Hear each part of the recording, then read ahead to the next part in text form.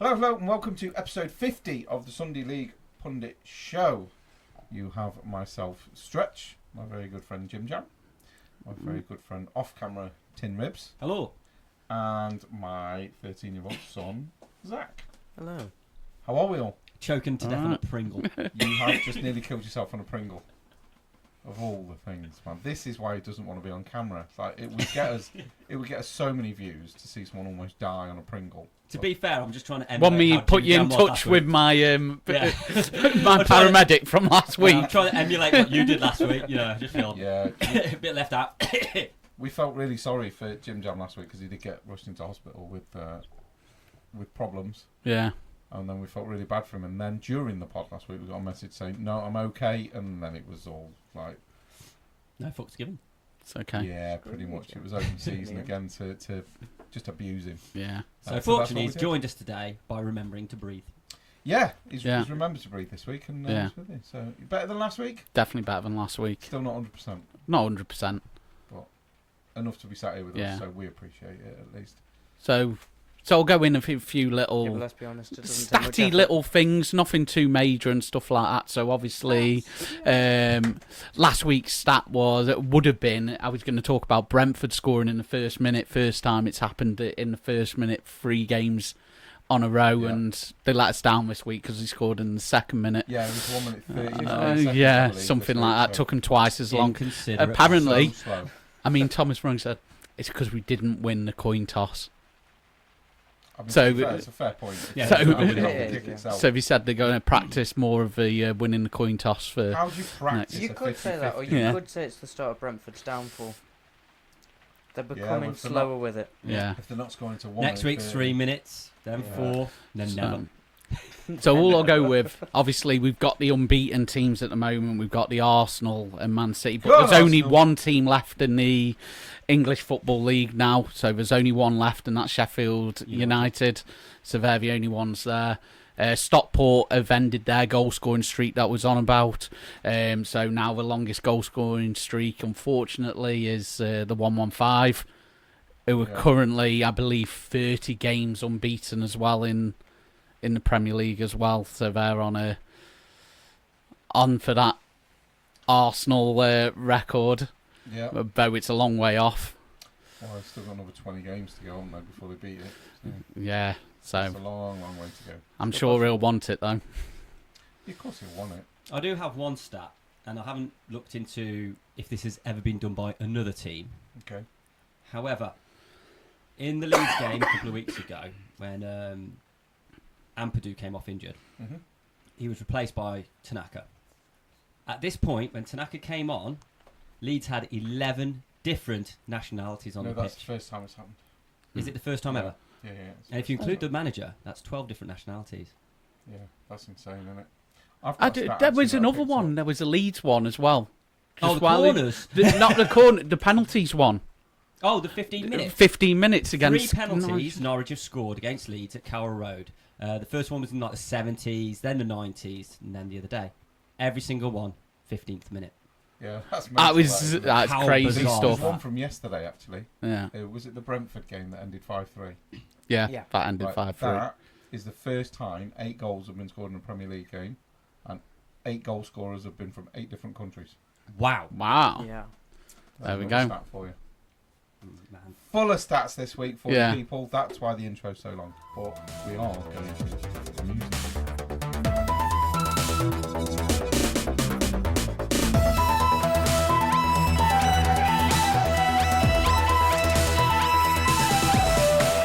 Welcome to episode 50 of the Sunday League Pundit Show, unless you've been before, in which case, welcome back.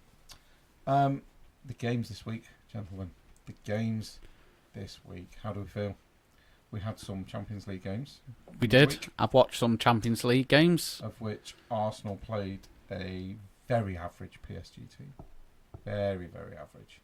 Wasn't on TV. Your game was not on TV. I did not have that. I didn't watch it. Yeah, that's right. I didn't watch it. So we basically battered them from minute 1 to the 90th. But I spoke to you after that game, saying PSG are nothing without the players they buy, using all that money. Yeah. They're nothing without world-class players. They're just mercenaries. But all I'll say is, though, I've got to give a hand out to Brest. I mean, they're near the top, aren't they? Only like second or third in the group at the moment. They've won both their games. And that's got to give them confidence with this new format, you know. They are going to play a team of more calibre, but, you know, surely going into that game, it'll give them motivation. I would like to give a massive shout-out, actually, to previously 5-1 winners Celtic. For completely losing their goal difference. Who did an absolute Scotland and then went and lost 7-1 to Dortmund. Yeah. So, that was a great game. Young boys were beaten by Barcelona. Maybe they should try playing men. And they might do a little bit better. Yeah. Arsenal 2, PSG 0. That was always going to happen. Brest 4-0 against Salzburg. As you say, great result. I mean, that was. and you'd have probably thought that Salzburg are the bigger team. Oh, yeah. Out the two. Oh, bless me. Sorry, people. Because, like I said, I don't know a lot about Brest as a team. Oh, that took me back a bit. Apart from the meme that you sent us the other week when they were playing Nice. Yeah.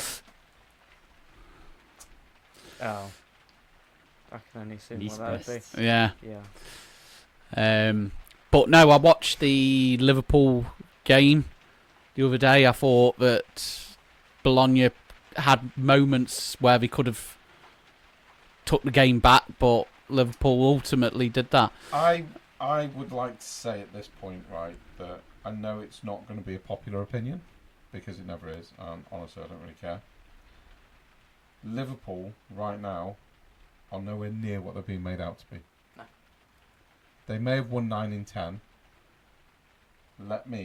Allow me to run you through. You don't need to. They haven't played anybody of any real significance yet. Exactly. They beat Ipswich 2-0. This is just for everyone that doesn't know. Yeah. They beat Ipswich 2-0. Brentford 2-0. United 3-0. United are not the United that they were. They're shocking. But they should still be up for a game. They then got beat by 3-0 against Spurs. both Nottingham and Forest. They got beat 1-0 by that joint team that they played. They then beat Bournemouth 3-0. No disrespect to Bournemouth, they're not a great side. They then played in the EFL Cup and beat West Ham 5-1. I don't think West Ham had the first team out. They then beat Wolves 2-1. Wolves are bottom of the league. Shocking. They then beat Bologna, who were okay, but Bologna, they're not great. They then beat Crystal Palace, who, let's fair, are not that great. I don't think they're what they're made out to be. I think they should have played 10-1-10, if I'm honest. Well, when I spoke to Yo the other day, I think he's probably disappointed that it's not 10 in 10. Yeah, when they look at it. You would expect them to.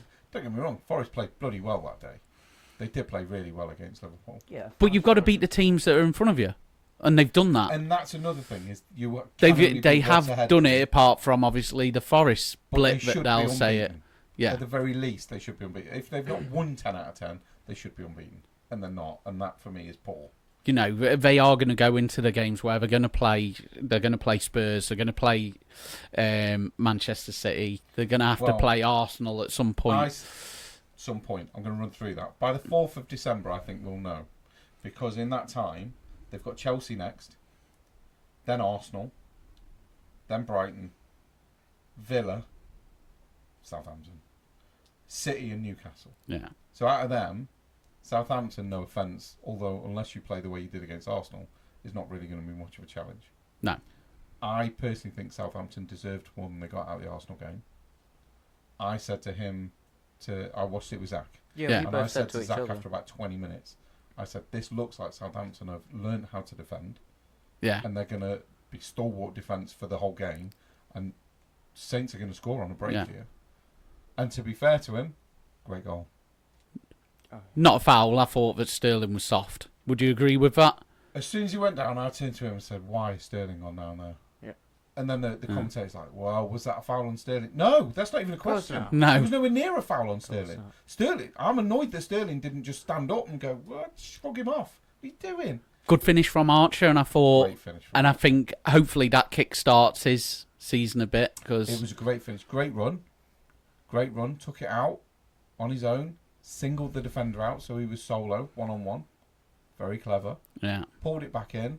Yes, it took a little bit of a deflection, but it was a great finish.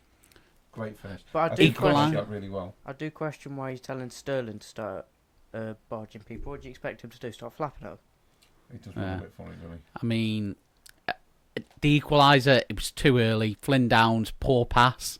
Yes. Why is Good Southampton finish. trying to play out from the back?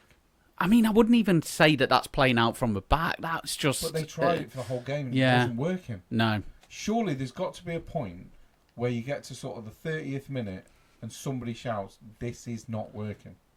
We can't keep doing this. Don't wait for you to concede a goal. Yeah. Say it earlier than that. Be proactive. I think if Flynn Downs doesn't make that mistake, your game gets more difficult. But the fact that it was so early, I thought Martinelli's goal, I think it's the first goal where I think Ramsdale could have done better.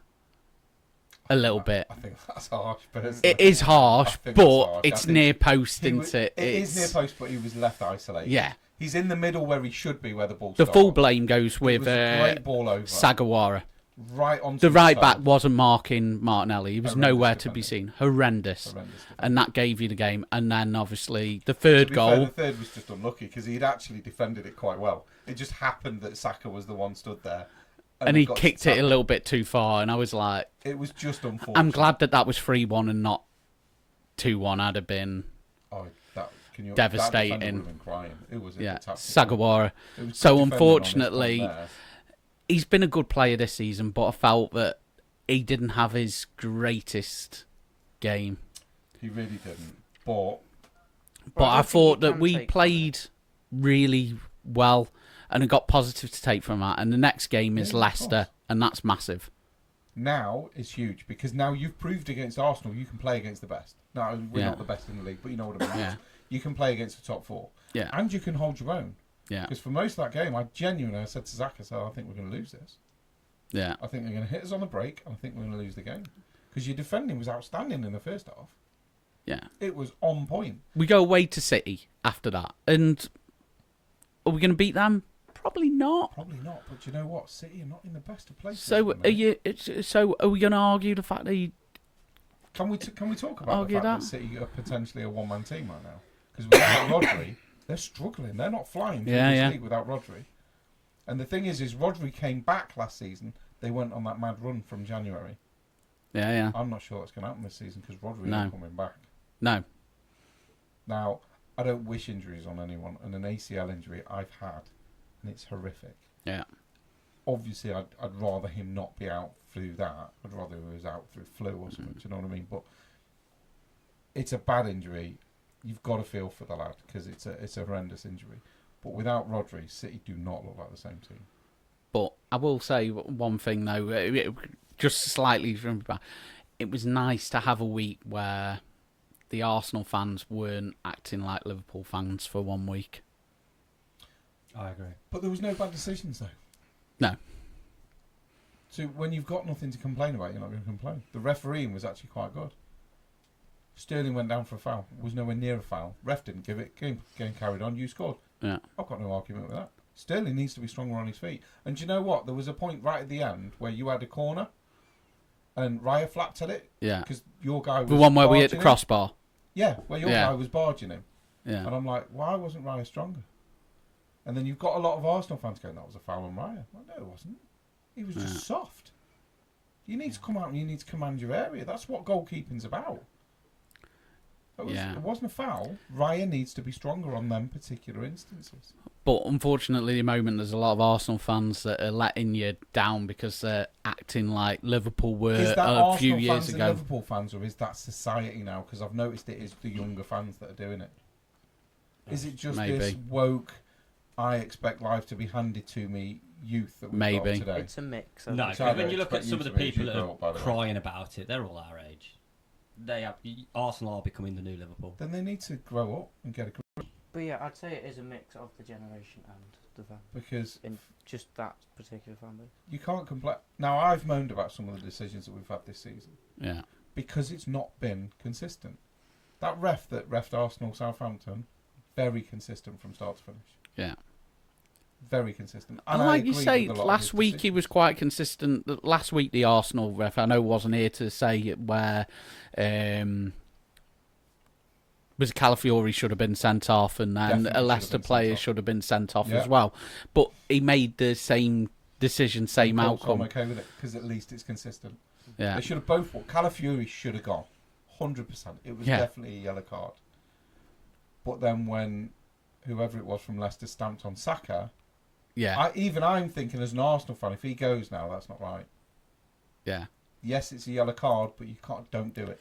Do not do it, because that's not fair. But that's what you want with the consistency. consistency. And then he played on, didn't send him off, and I'm like, do you know what? I can accept it. 2 wrong decisions don't make a right, but when it at least equals you're out making a the bit, same. a right decision after the wrong decision makes it more wrong, in my opinion. But when it equals it out a bit, it's kind of like more. Exactly, I can accept it. There's too many bad decisions at the moment. Like you say, last weekend, a horrendous decision to send Bruno Fernandes off.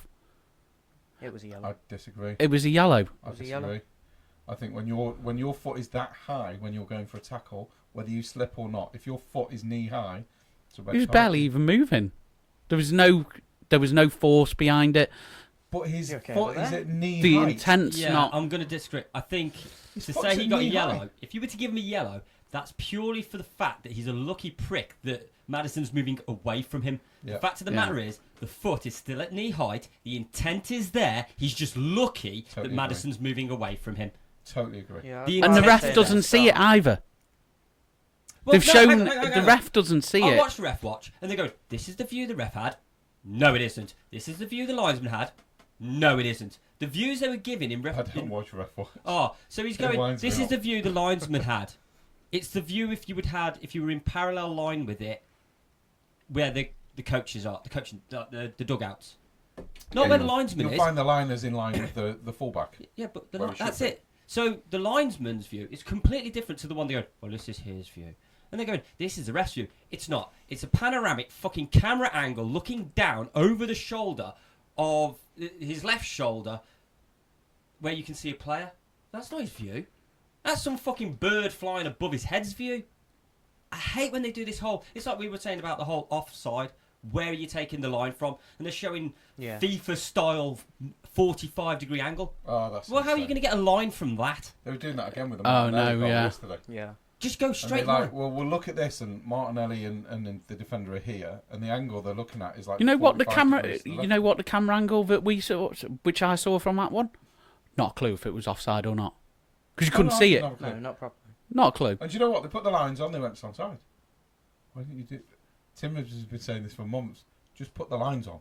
Straight away. Just put the lines on, and go on off.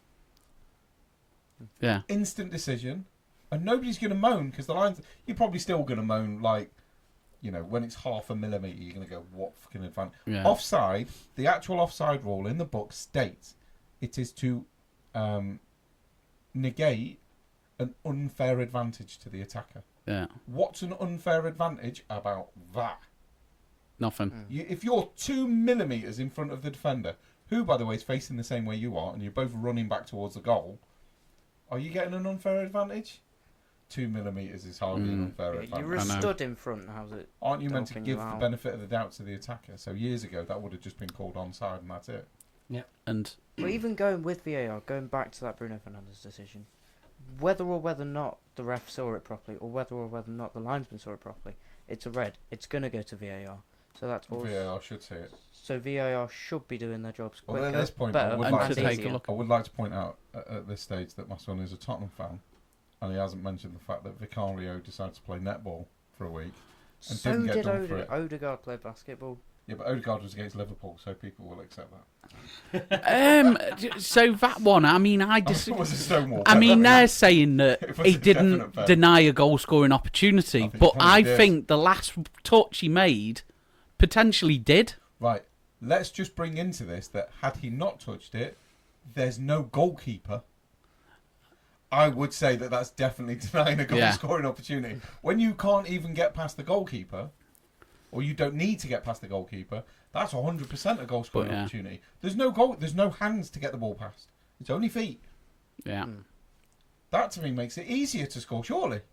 But I think that if Bruno Fernandes had stayed on the pitch, Tottenham are Completely winning different that game 6-7-0. I don't think Bruno Fernandes helps them at all. No, I think with Bruno Fernandes on the pitch, Tottenham are absolutely destroying Man United. And because they've gone down to a player, to play more defensive, Yeah. which then locked them up, which Probably then helps, stopped if Tottenham's momentum. So he actually did them a favour because they were going to get destroyed Tottenham in that game. battering Man United. It was men against boys. And then got to play Oh, yeah. again anyway. Because they've won the appeal, United did, so now he gets to play again anyway. I don't think it should have won the appeal. I think it was a red card. And I don't think it was a red still card. can't be 100% certain. I'd have liked the referee to go at least to the monitor to review. Oh, yeah. see, that I agree with 100%. If you are like us, if we're in the VAR, you're going no, I'm going yes, you're going not sure, go and have a look yourself. Yeah. Go to, I've go not to the many screen. people. Say Tim's Have a a look referee, yourself, send him make to the your own monitor. decision. There's not many people that I've seen say I'm that telling that's you a it's a Stonewall red. He's telling you it's definitely not, and he's telling you he's not sure. That means you need to go and make your own Mixed mind. and then decisions. everybody You else. make the final decision. And then that it I've doesn't spoken matter to. then. Most It doesn't Tottenham matter. fans that I spoke to, they're all like, it's If not a the red ref- card. If the So ref then comes back onto the pitch and says that's a red, you would go. ref thinks It's it's his a red. He's decision, he's seen on it the pitch. properly. If the Ref ref then reviewed comes it. back and goes, "Is your yellow?" I would then go, "Ref's decision. It's his Ref's call." reviewed it, it's fine. I don't agree, but you agree.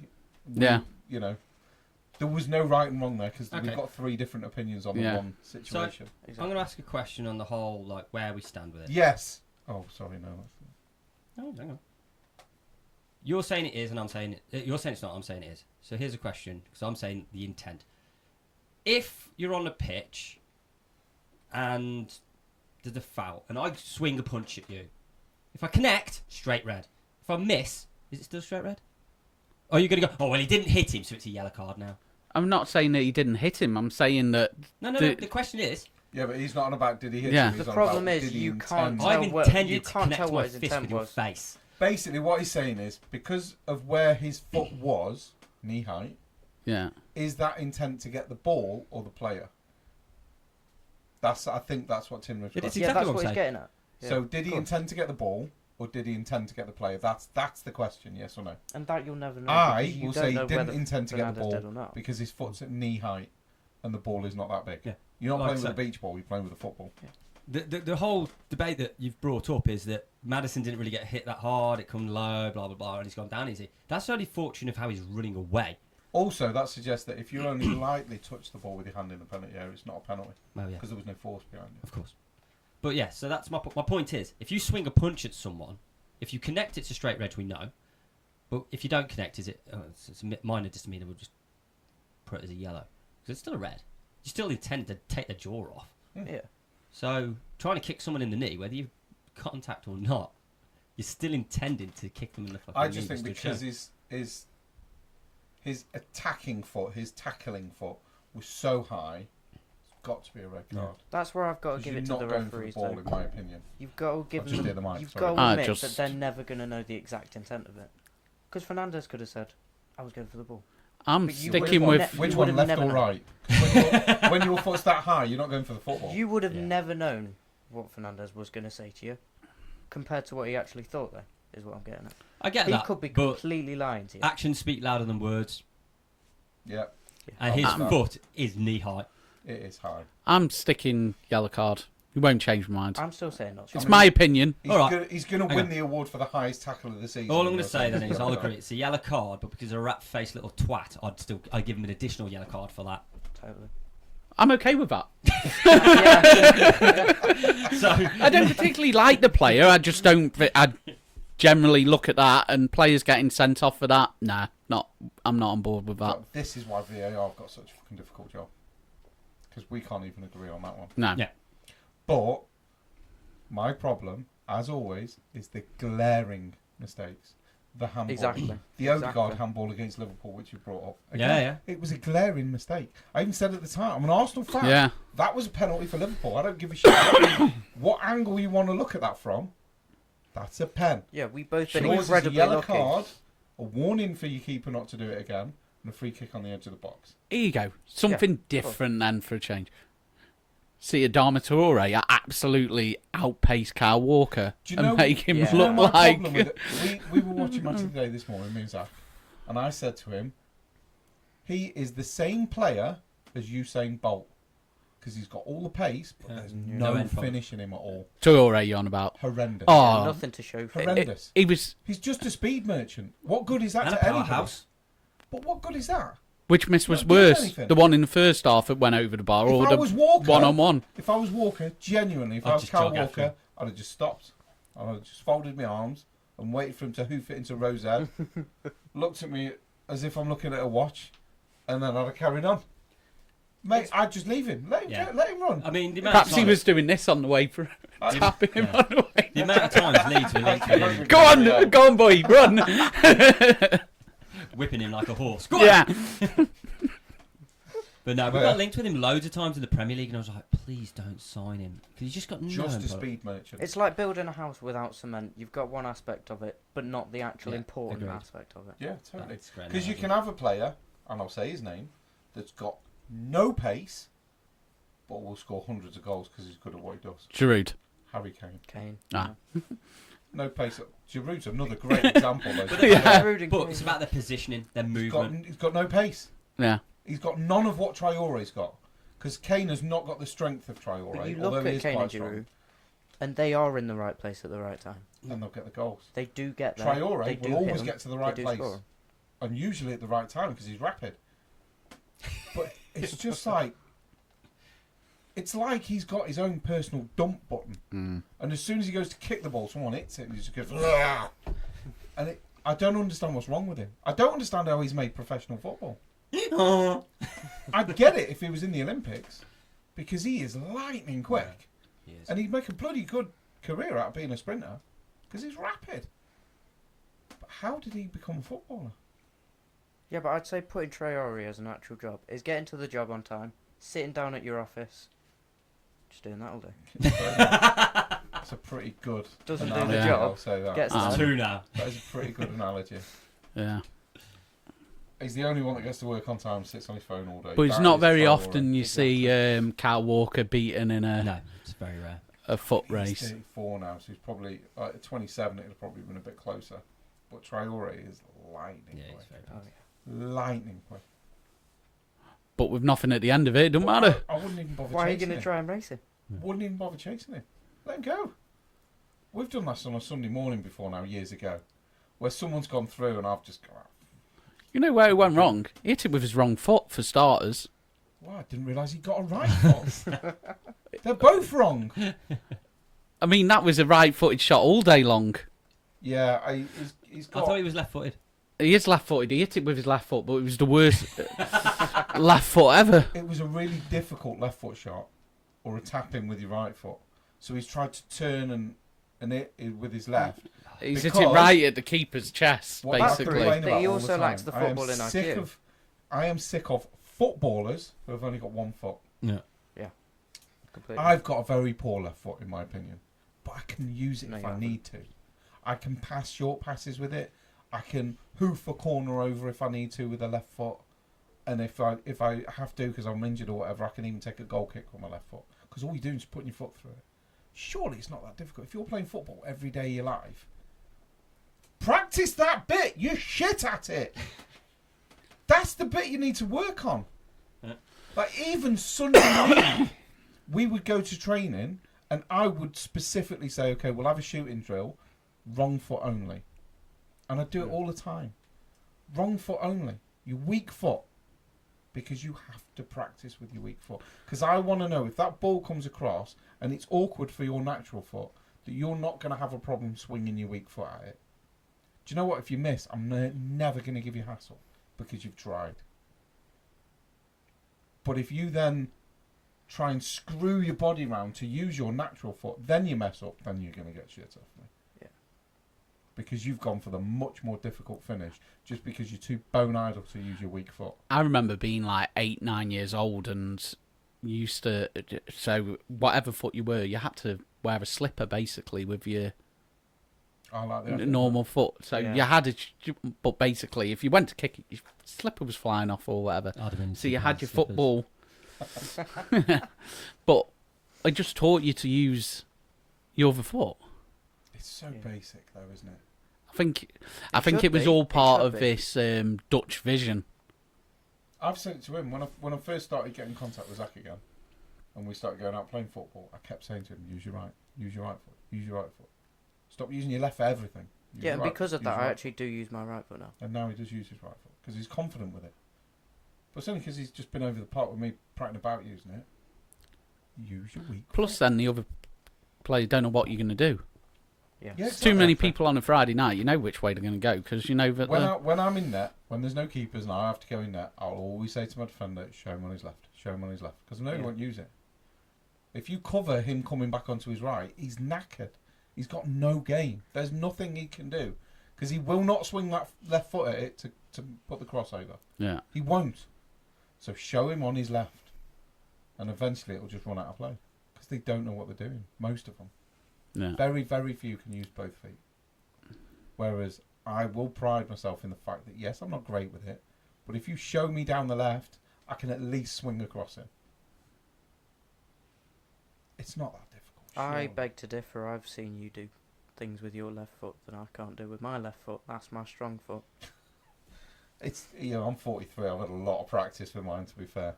But that was the only thing I wanted when I was younger. I just want to use both feet. I don't have to be great with my left, but I want to be confident enough that if the ball comes across, I can take a first time shot. That one at Mac, actually, that was a left-footed shot. Yeah. I hit that with my left foot. See, fingers. I practice throwing a ball with my left hand. I'll throw a dart with my left hand. Sometimes I'll even right I with. throwing a dart with my left hand. Somebody's dying. Somebody's You know, dying. you know what I Probably mean. me. It's not great. But I've always taught myself to use both hands. So if my hand God. became incapacitated, I could still write and everything with my left hand. You know what? I'll be honest. I haven't done that. Yeah. I neither. wouldn't.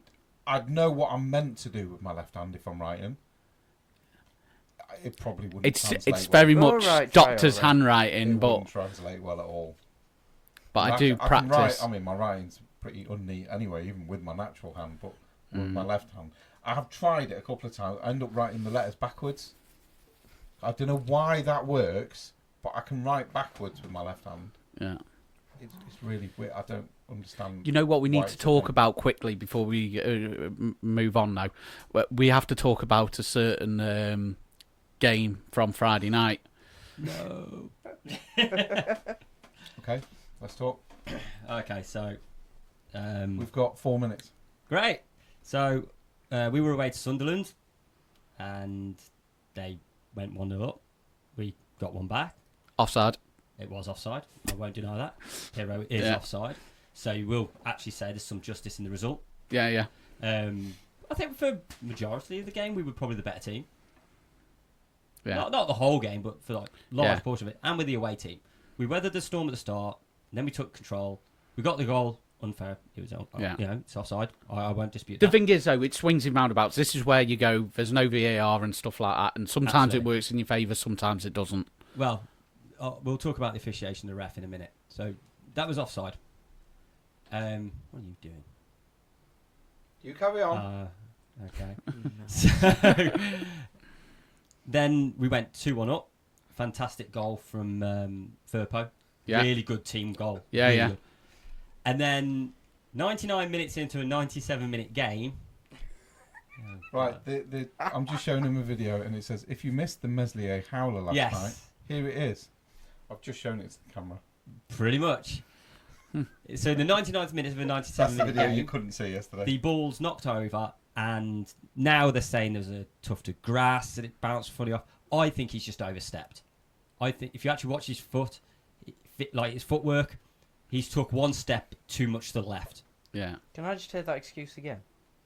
What, the tuft of grass? Tuft of grass. Yeah, there's like a big lump of grass, and if you actually look on the videos and stuff, there's some fountain in it, but That might have been worse than the "it was raining" excuse from. no, the it's FTV. almost as bad as the there's a bloody big red balloon on the pitch.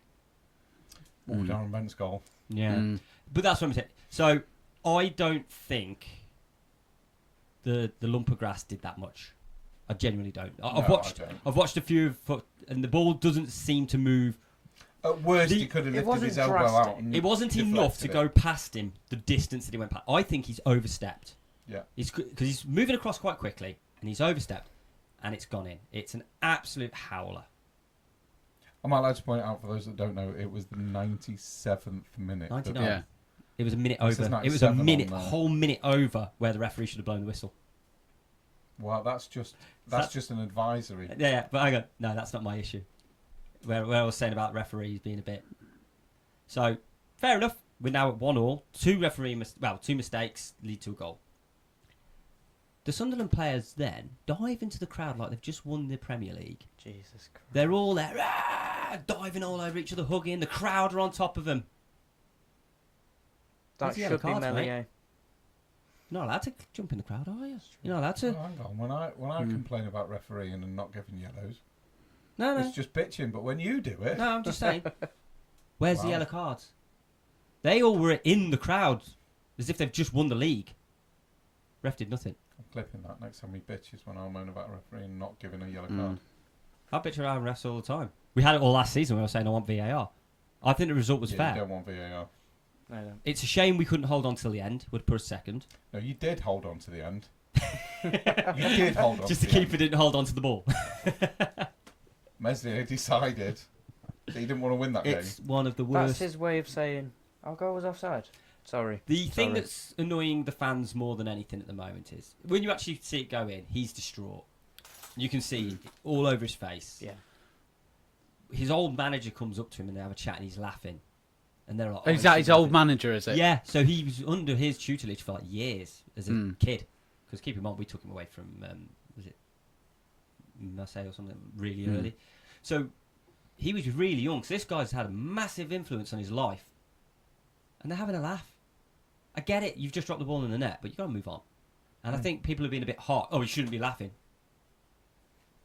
He's having a few minutes with an old friend. Well, how long has he got to be distraught about it then? Because you could see at the time on the pitch he He wasn't happy with himself. No, he like. wasn't. And he will But be how beating long has he himself got up. to stay like that then? Yeah. Is there a rule But book? it's like all the fans are Is getting it on written Yeah. somewhere that Yeah. you have to be 24 hours miserable? Or But they're all saying like he shouldn't be laughing. And I'm like, how often is he going to meet this guy? How often is he here's going to what I don't want. Right, when my team are losing at half time and they go off laughing with each other against the opposition, Yeah. do it in the tunnel. Don't do it when you're on fucking camera. Yeah. That for me is Yeah. it's a mentor that you've had as a child, and they're clearly trying to cheer you up. Which he probably does. That is clearly what he's doing. He's Yeah. trying to make him feel a bit better because he knows he feels like crap. Oh, yeah. That's not Yeah, Fernandes and Odegaard coming off having a giggle with each other when Arsenal are losing against Man United. That's fucking annoying. Yeah. That's not what I want to see. I feel like it is also Melier's kind of like therapeutic way of getting over it, you could say. Yeah, I mean, Possibly. everyone's got to do their own thing. He's going to know Melier He better knows. than any of the fucking He Leeds knows, and all the players. team Yeah. banded around him. They're all, they've all backed him up. The fact of the matter is, you've got people going, "Oh, he's not good enough," and we hear it all the time. But you look at some of the absolute world-class saves he's made for us. Norwich in the playoffs comes to mind. That one-on-one is absolutely unreal. The one against Leicester, where we beat them 1-0 at Leicester, and he's done nothing the whole game. 93rd minute, claws it out the top corner. He has made some massive saves for us. Yes, he's made a few clangers, and let's be honest, there's only two people worse on crosses than him, and that's Jesus Christ and I forgot his name now. Jesus But, Christ yeah. on the cross. Wow. Wow. Barossa. But they're not, he's not very good on crosses. We know this. And you know what? Throughout the whole game, he was chewing up crosses. He had a good game. He That's makes the one. problem with football fans, though. They will overshadow the moments he's had with the howlers he makes. Yeah. That's Fair point. that's the life of a Happens with goalkeeper. everyone. That's the life of a goalkeeper. You Yeah, can of do course it is. everything right. Of course You it make is. one mistake. Oh, there you go. He did it all year last year. No, there was One mistake every 10 minutes. there was a lot of play. I can't defend Raya last season. No. He was horrendous. This season he's been phenomenal. Yeah. But last One season, of the best in the world Oh, this yeah. season. He's been brilliant. no argument. So where was that last season when we But won last the league? season he was horrendous. I'm was. sorry. Right, I think we're going to have to go to breaks, pushing on, and you're going Yeah. to have to leave. Unfortunately, I So have to leave. we will explain in the second half, but this now means that Tin Ribs is going to miss the second two parts of episode 50 and the second two parts of episode 51. But we will get into that after the break. Yeah. You're as confused as we are. We shall see you beautiful people very shortly.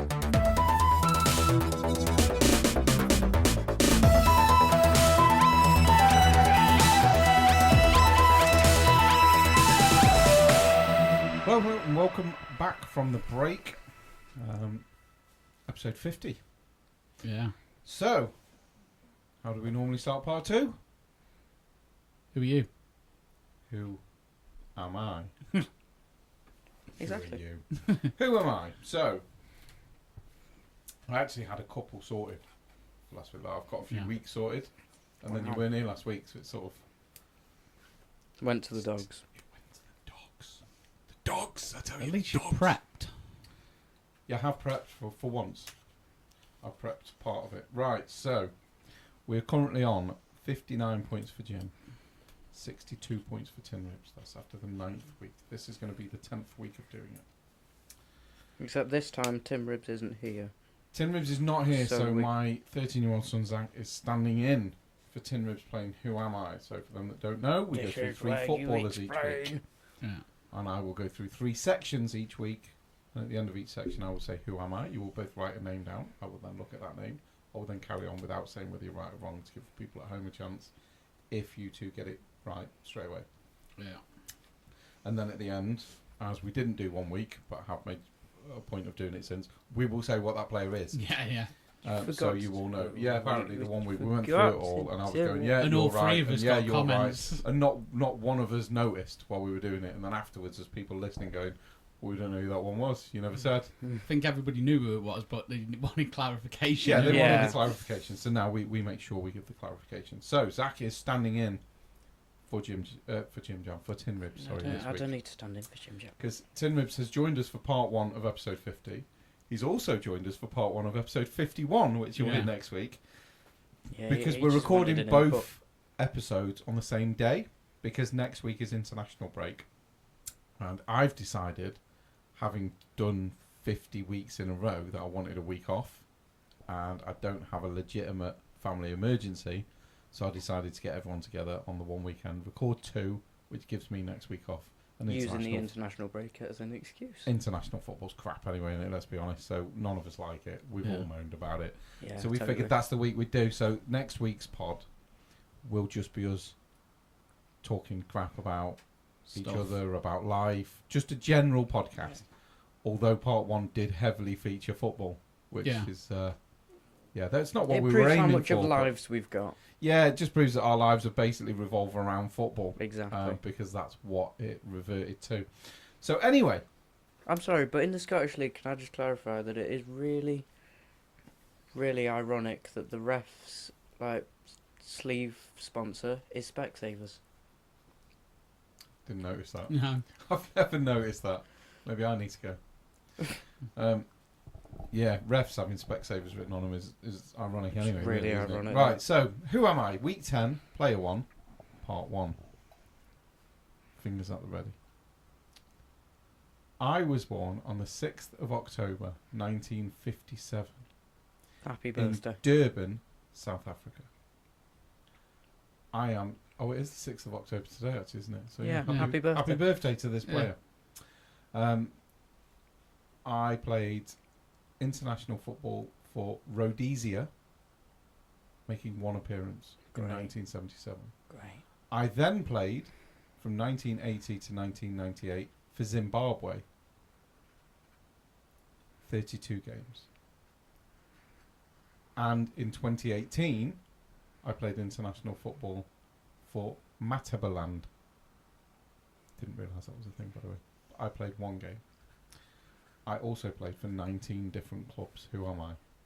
Jesus. So for those at home while they're having a think and a scribble, I was born 6th of October 1957. By the way, that makes me 66, technically now 67 years old as of today. In Durban, South Africa. I am 6'1". I played international football for Rhodesia for 1 game in 1977. I then played from 1980 to 1998 for Zimbabwe, making 32 appearances. Then in 2018, I then played international football for Matabaland, making 1 appearance. I played for 19 different clubs.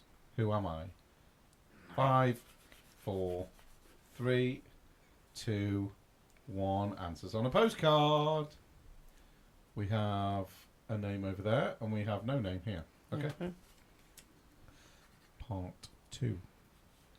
From 1979 to 1980, I played for Crew Alexandra, for those that don't know, on loan, making 24 appearances, scoring 1 goal. Helpful. I then played for Liverpool from 1981 to 1994, making 440 appearances. No goals. I then Ooh. played from 94 to 96 for Southampton, making 32 appearances, scoring no goals. In 94, I was accused of match fixing after being caught on video discussing match fixing. Who am I? So, for those that need a little bit extra while they've got some thinking time, I'll go through that again. From Tim Rips is going to hate me. 1979 to 1980, I played for Crewe Alexandra on loan, making 24 appearances, scoring 1 goal. From 81 to 94, I was at Liverpool, making 440 appearances. 94 to 96, I was at Southampton, making 32 appearances. In 1994, I was accused of match fixing after being caught on video discussing match fixing. Who am I? 5, 4, 3, 2, 1. Answers on a postcard. I've got your answer. Yeah. Zaki? Tim No Rips answer is going to still. hate me. No answer still. Tim Rips is not This going to one- be happy. If you don't know this one, you just don't know. Okay. So part 3. I am a goalkeeper. I was known on penalties for having wobbly legs. And I was also known for my rather large moustache. Who am I? I know you're on about, don't know his name.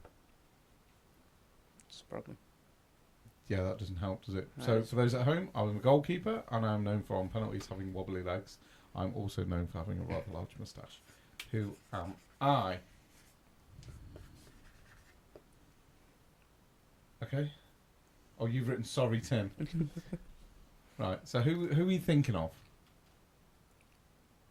Try and describe who you're thinking of. Like, what was his hairstyle like? Bushy. Bushy. Wrong player. God take. I'm You quite were- confident with my You answer. were 100% correct. It I'll was get lost. Bruce Grobbelaar. Bruce Grobbelaar. You know is what? the goalkeeper. Completely forgot that he actually played for Zimbabwe and stuff. I like the fact that he played for 3 different international teams. Oh, I didn't know that until I didn't actually know went that. and looked up on him. But yeah, it's Bruce Grobbelaar. And Jim got 3 points because he didn't get it first time, he got it second. No, my first guess was I think his name Peter and Love. I think he played for Zimbabwe. He was kind of the only Zimbabwean I don't know if he's footballer. 66 though, is he? Is I'm he no that- good with is he that ages old? anyway. That's a I'll cracking bet you. goal from Celtic. So right, yeah, Should we 3 see how points. old Peter and Love is? Sorry, actually? Yeah, Tim go on then. Ribs. Google how old Peter and Love Well, Sorry, Tim With- Ribs. is. I would say he's probably in his late 40s, early 50s. he is 51. He is so. Well, I wasn't yeah. far off then. But he is Zimbabwean, so I was. Well, you correct got that on bit right, front. so that was all right. Right, okay, so we're going to go on to our second player. Okay, so week 10, player 2, part 1. Pens at the ready. I was born on the 25th of January 1980, making me 44, in Terrassa, Spain. I'm 5'7". In 2000 to 2014, I played for Spain. 133 appearances, 13 goals.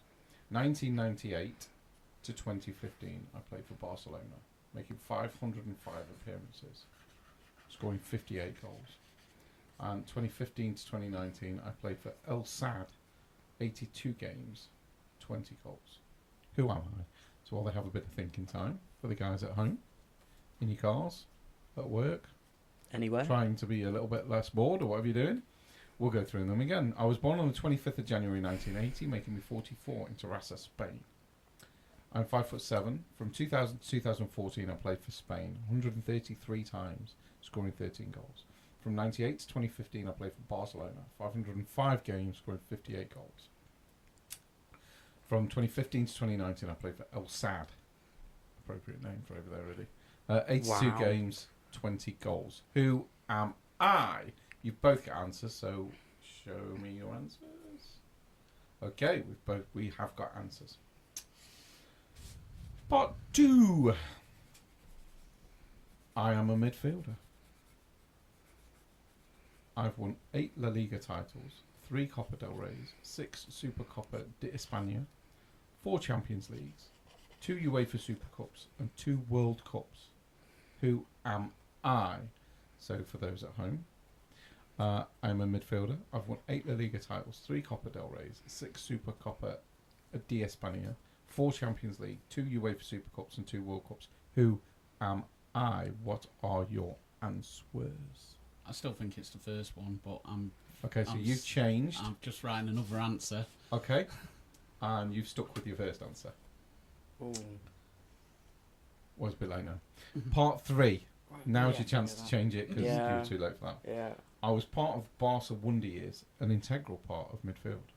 I go by one name.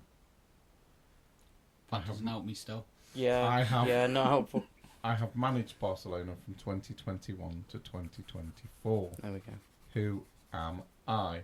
So for those at home, I was part of Barcelona Wonder Years. I was an integral part of their midfield. I go by one name. I have managed Barcelona from 21 to 24. Who am I? Answers on a postcard. You were right. Even though you didn't think, you changed it to Xavi, Yeah, it and it was correct. So he changed that on the part 2, even though he still thought it was Iniesta, which you both wrote first time. He stuck with second time, and you luckily changed your answer. So that's 3-1. Tim's gonna hate me. He's not. He probably wouldn't have got it himself. Wow. Yeah. That's Useless. a shame. Useless. Tim was useless. He's not ill, so I can hammer him, so it doesn't matter. Week 10, Player 3, Part 1. I was born on the 18th of January 1971, making me 53. I can't read what I've written, but I was born in Spain. I'm 5'11". I started my youth at Gymnastic Monorisa from 81 to 84. I then started a youth career at Barcelona from 84 to 90. I then started my senior career at Barcelona from 1988 to 2001. I made 263 appearances for Barcelona, scoring 6 goals. Who am I? So again, for the people at home, I was born on the 18th of January 1971, making me 53 years old. In I can't read that. It's somewhere in Spain. I'm 5'11". I started a youth career at Gymnastic Monorisa from 81 to 84. I then joined Barca's youth academy from 84 to 90. I started in 1988 a senior career at Barcelona from 88 to 01. I played 263 games for Barcelona, scoring 6 goals. Who am I? 5, 4, 3, 2, 1. Answers on a postcard. What do we have? I just feel like We I have have to an say answer. something. I just feel like I have to say something. I can't read that. Do you want to just read it out to me?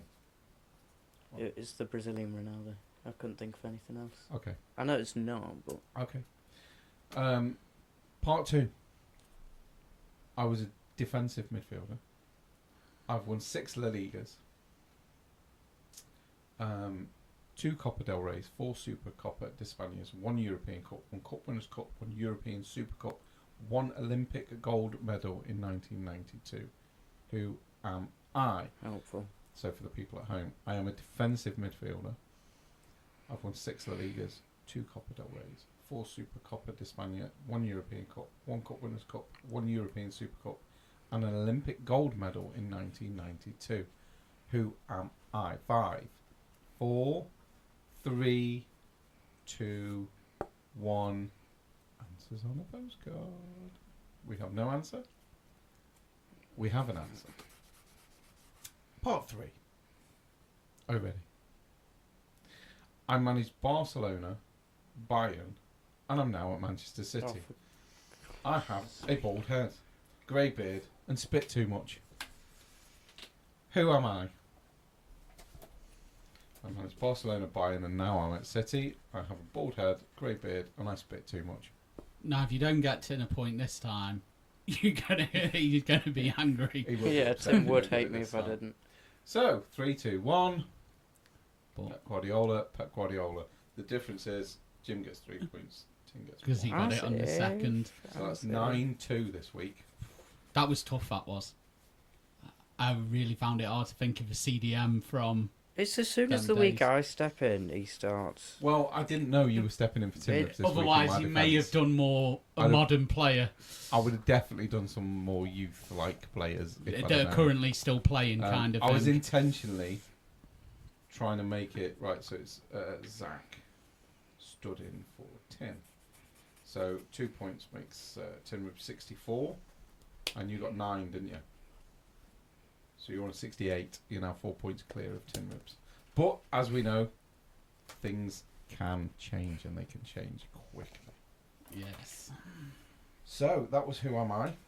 That was a very good showing, Zach, to be fair to you. I didn't make it easy. I intentionally didn't make it easy because you two keep getting loads of points. And then it just happens that Tin Ribs wasn't able to stay for the Who Am I this week when I made it a little bit more difficult. So, there's a bit of a shame on me, but you did very well.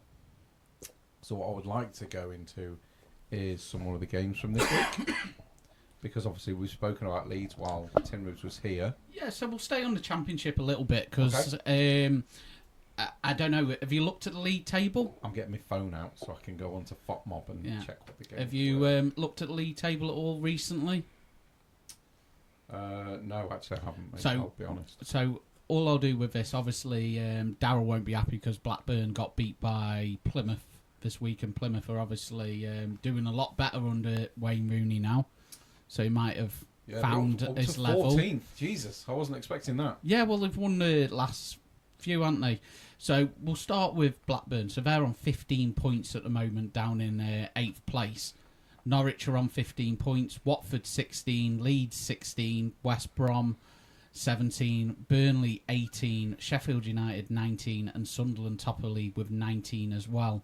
So Blackburn in 8th are only 4 points behind the leaders, so it's not a massive And you've got to gap, think where the playoffs is. There's only 3 points in the playoffs between 1st and 6th, and that's a huge difference on last year where, Leicester were running away with it kind of thing. And Tin did make a point before he left. He said to say that, Leeds have got more points this season at this stage than they did last season. That's mad, really, isn't it? Considering the 5th, and they've won 4, drawn 4, and lost 1. But it is looking like more So of a I competition. would say that's struggling, personally. Who's going to win the championship this year? Oh, God, it could be one of 12 teams. Last year where you're talking who's going to win the championship last season, and you were basically saying Leicester, Leeds, Southampton, who was going to win it. Plymouth are only 8 points off the top, and they're in 14th. And they had a bad start. 8 points. It's nothing, is it, really?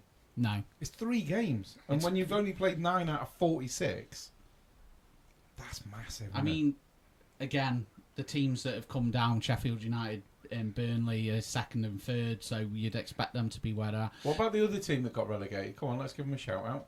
Luton. I'll give you a clue. Go down to 21st. Because they're miles off it. And what did I say? I said they were I said they'd be nowhere near this season. Even though they were probably the best team out of 3 of them. They put in a really good showing. They did, they put in the a fight. Premier League. I and think now it seems as though... did they lose anybody? Did they have all the players stolen? No, I don't think so. I think they're just... They seem to be a completely different outfit. I think they were just a good unit. I think it Kenilworth Road... We took one of their players, I know that for sure. We, as my son's a Tottenham fan. I think... Specify. I know, but I just have to keep pointing it out because they think it was my fault. I mean, looking at the players out, Andros Townsend... They lost. Townsend, yeah. Townsend didn't play that big a part last season, though. They lost Ogbeni, Osho, Ross Barkley. Okay, so they have lost quite a few. Luke Berry. Oh, yeah, they've lost a lot. Yeah, they lost a few of the players, but they're just not as strong as that. And I know that they say, Sheffield United, they're poor and that sort of stuff, but like I say, they're unbeaten. They're beating all the teams that they need to beat or drawn 3 of them. Yeah. I know they say, like I say, points on the board just as important. I know, like you said earlier, Liverpool, they've beaten the teams that they got in front of them. They've played nobody of any quality, but they've won 9 out of 10 of them. Yeah, so, but I would look at that and think I would expect Arsenal to win 10 out of 10 of them games. Yeah. And when without trying to disrespect them, although it is a little bit, when you get beat by Nottingham Forest, they shouldn't be losing against teams like that. I don't think it is much disrespectful to Nottingham Forest. You've got to realise it's Liverpool we're talking about. Of course they should be beating them. It's no disrespect to Forest, obviously. Forest have done well this season. They were one of the unbeaten teams for for quite a while. I think Forest are a good team, to be fair, but I think They're against a team. Big teams should be beating them. They're beating a team that is Like seen as I top look four. at the league table now, and I kid you not. Now it's never going to happen, right? Because that is just ridiculous talk.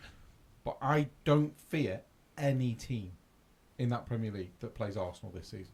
I don't think any of them should be beating us. Some will. We will lose some games somewhere along the line. I'm not suggesting Arsenal are going to go unbeaten. But I look at them games and think, I don't think we should be being beaten by any of them anymore. Like 2 years ago, I was looking at that table going, well, City are going to beat us twice. Liverpool are probably going to beat us.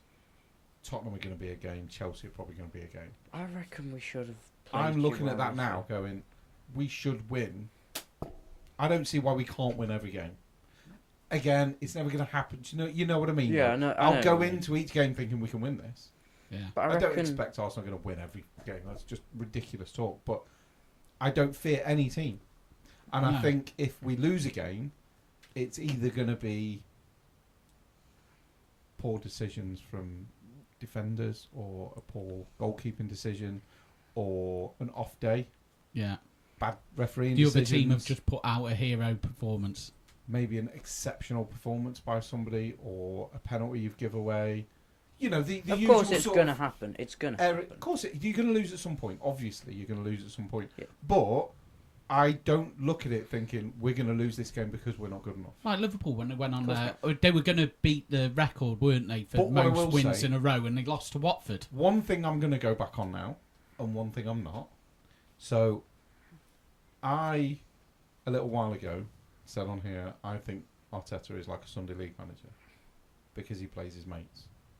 Now, I'm gonna go back on that somewhat because he's stopped playing his mates. Since Jesus and Zinchenko have stopped being first team players, we have done a lot better. It's like Arteta listens to the Sunday League Pundit show. So almost like that. So since we've started playing Timber or Calafiori, and we've stuck. Now I put a post on Facebook the other day because it come up on your memories, where it come up where we'd signed Havertz, and I'd gone, this guy's fucking useless. What we doing? And I reposted that, going, how wrong was I? Yeah. I don't mind admitting when I'm wrong, and when it comes to Arsenal players, I want to be wrong. Yeah. Because I want them to be world class. Absolutely. I want every player Arsenal signed to be world class. And I hammered David Raya last season. And I stand by that because last season he was shocking. Yeah. So why has he come out this season and been top 3 in the world? Where's that come from? I think I know exactly what it is.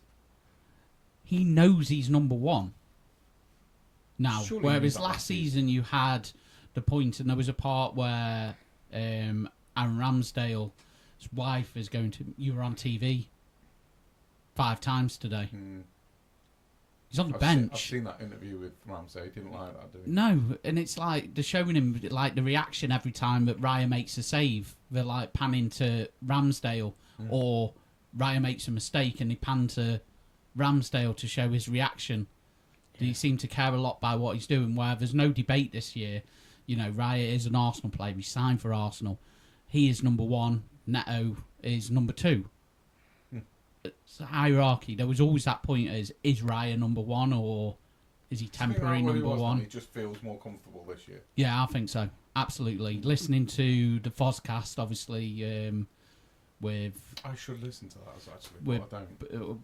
With obviously Ben Foster, goalkeeper, and our former assistant manager, Watson, who's played at goalkeeper level. So they do talk a lot about the goalkeepers on there, and that was the viewpoint that they had. I actually really like. And they started the season saying about Raya and his confidence, how he's not a world-class keeper behind the defence. A bit like what you were saying, but obviously their viewpoint has changed a lot over the last few weeks. And like I say, I'm happy about it. I'm really happy about it because he's now turning into a world beater, but he plays for Arsenal, so I'm happy. But last season he was not that great. And Ramsdale got a lot of love from the Arsenal fans. He's always going to because he was so into Arsenal. I think when he signed, I think he was so happy to sign for Arsenal He wanted to be there for the next 10 years as their number one. Yeah. But he doesn't want to. He doesn't want to win trophies on the bench. He doesn't want to be Scott Carson. That has got to be respected. That has got to be respected. Of course, he's I mean, to gonna be have fair, his own Scott opinion. Carson I respect in a certain way because isn't he like 40 now? Oh, So he's I'd still take getting- his knocking job on, I out. think. He's still getting paid Yeah. thousands of pounds, well, probably millions of pounds a year to just sit and pick trophies on. But then he Just to wasn't be going an to be a English number number. one keeper No. anywhere. Maybe No. in the Championship he might have been. Obviously now not because he's past his He's literally just there to prime make now. an English number up for the Quota. European Cups. To be named as a homegrown player, that's all it is. Do you know what? Fair play to him. When you reach 40, fair play to you. Fair play to you. Go for it. If you're him, you just stick it out for as long as possible. Definitely. Because think about it, what's he going to do after? He could do something like this. He can just talk about his experience and everything course that he was can. going on about at You could City. Peter Crouch has got a podcast. But like a Ben which I really Foster enjoy. kind of Ben thing. Foster's got a podcast. Yeah. You could do punditry on TV. I mean, the options are open. They could be on TalkSport. Like, there's so many ex-footballers on TalkSport. Yeah. And half of them talk absolute garbage. I mean, that bloody A bong law. Jamie O'Hara and Gabby Bonglahor. Good God. I'm not sure if Jamie O'Hara actually played football or if that person that impersonates him on the radio is an impersonator because I'm not sure he's ever You know played where football. his problem was? Portsmouth. Played Portsmouth And Tottenham. and Tottenham. Jesus. That's not good, is it?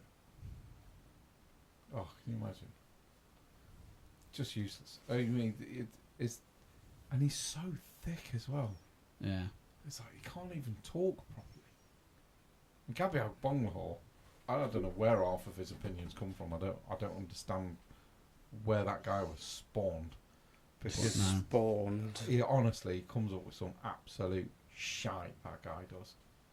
I mean, that's my only thing that's keeping me at least okay at the moment with the position Southampton are in the league. You know, 1 point in 7 games, is it now? You've done the opposite And- of Liverpool, though. You've played one poor team, if you like. The rest were all decent.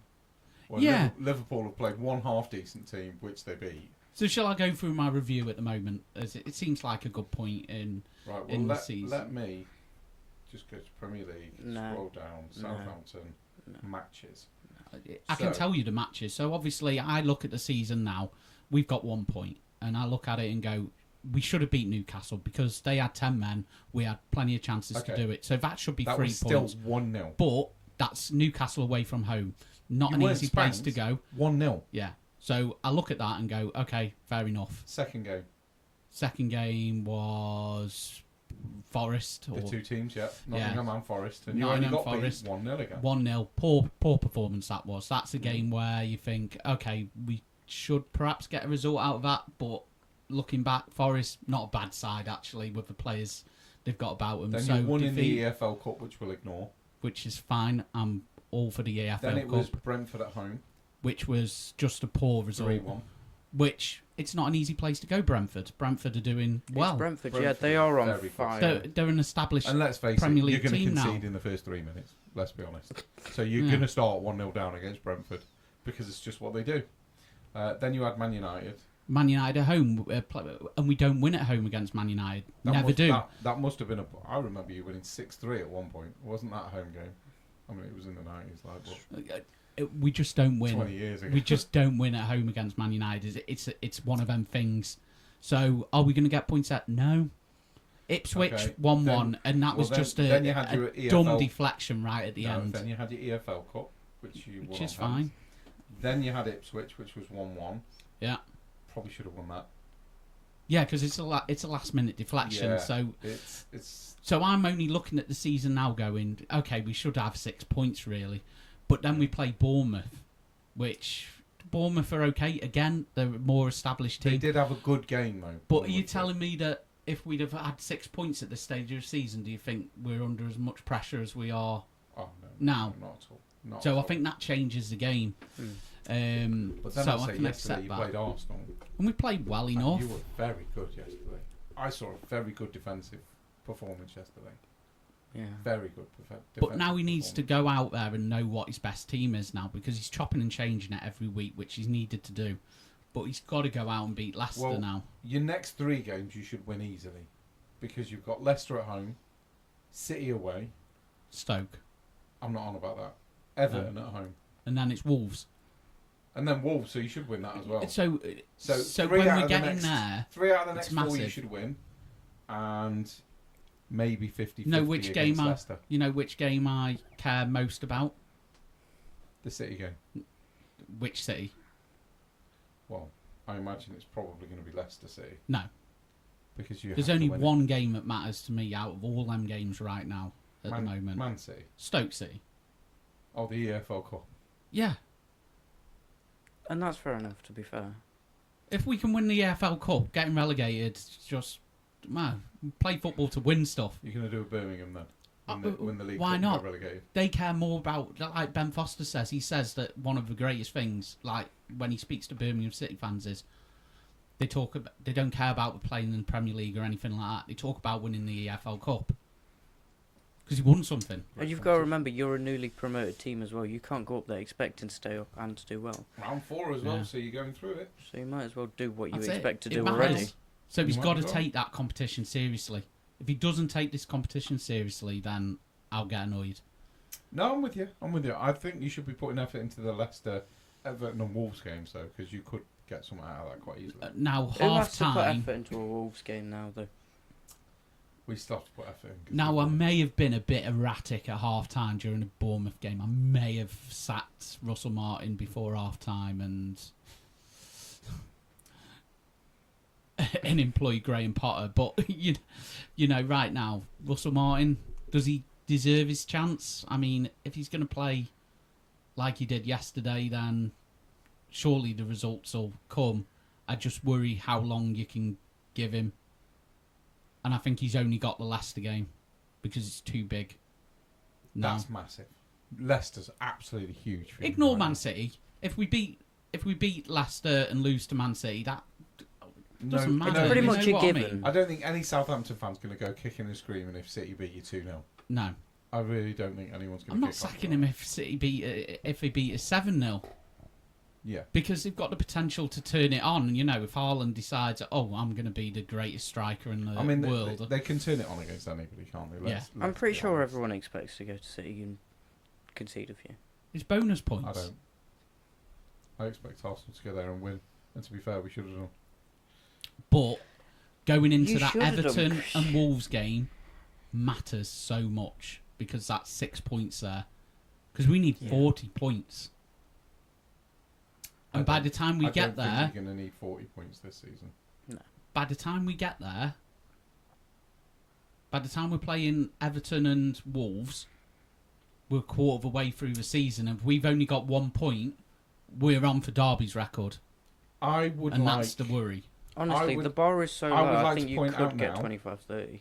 We are Still. on the 6th of October. I would like to point out now that the bottom 6 are going to be the bottom 6 at the end of the season. That is Leicester, Everton, Ipswich, Palace, Southampton, and Wolves. Probably. I think that will be the bottom 6 at the end I of the think season. you're putting Palace to shame. They've not won a game yet. Ipswich, Palace, Southampton, and Wolves are yet to win a game. Palace have 3 points.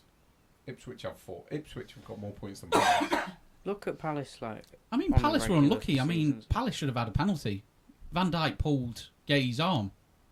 That definitely should have been a penalty. You know what I mean? And that's... But That's the sort difference. that is the sort of VAR blunder that I am complaining about. Yeah. The obvious. Well, yeah, you can complain where there's a complaint due to be had. If you know what I'm saying. Yeah, but that's what I'm doing. And there's Obviously. people going, Arsenal fans moaning about this and moaning about that and moaning about the other. Yes, because it's inconsistent. It's When okay you're to doing moan it and for one and complain not there. the other. Because you don't give them That shouldn't be penalties fair. very often. It's going to be But It was the acceptable to Man moan City, where it's Man due. United game, wasn't it, where they actually made one of them decisions. Obviously, was it Brentford? They got a penalty because of Lamina all over the Brentford player. Yeah, we're going to have to get And- a break, you know. because we've been going a lot longer than we should have been. Right. So okay. what we're going to do now is we're going to go and take a quick break, and we shall be back with you people very shortly.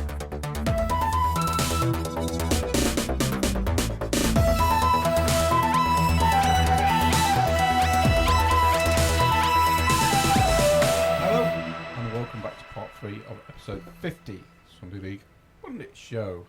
We're going to continue to chat football. Now, what we would normally do is we would go into accountability for myself and Jim now.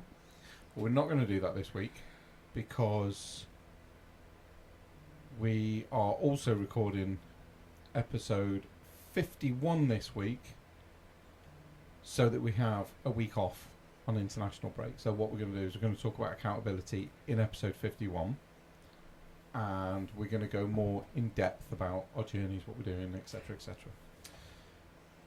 So, more football. Are you having a call? Because your phone's buzzing a lot. No. So, Premier League. Premier League. We've talked about Arsenal, Southampton, which for me was a good game. Southampton Yeah. really showed what they are capable of. Yeah. We've also had City, in my opinion, struggling against Fulham. Yeah. We did say at the beginning of the season that Fulham are doing stuff, and they've got a decent team that they've put together. It was 3-2 in the end, and Doku scored the winner in Good the strike. 82nd minute. It was a very good goal, but as we said about Traore earlier, mostly Doku for me is just a speed merchant because there's not much of an end product there. He happened to hit the ball very well and it screamed into the top corner. Yes, he scored a It fantastic was goal. a very good hit, to be But- fair to him. If you're taking 50 shots and one of them's going to go in, I think you need to look at that and say it's not as great as you seem to think it is. Yeah, but we spoke about him earlier, didn't we? Doku. Yeah. Yeah. We were basically just going into conversation about how he is literally just City's Adama Traore. Pretty much. Pretty much. They might score 1 in 50, but is that good enough Mm. to keep them in the team? If all we've got is speed Yeah. merchant, because even the crossing of Traore is not great. No. So it's not like he helps you out a lot. Doku's slightly better, but not a huge amount. So City for me without Rodri are not the same team at all. No. They No, didn't- of course not. I think they're going to struggle to maintain. But what the problem is their backup for Rodri. Because right now, who's filling his boots? Well, he Kovacic. scored 2, Mateo to be fair. Kovacic. So he scored 2 against Fulham in the 32nd and 47th minute. First one was heavily deflected. I don't know if you've seen it. Yeah, yeah. There was a huge deflection on that first one, so that potentially would have been saved because the keeper looked as though he got it covered. Yeah, he looked like he dived the right way. So it was an unfortunate deflection from Fulham's point of view. The second one was a great goal. Yeah. There was no saving it. It was a brilliant finish by Kovacic.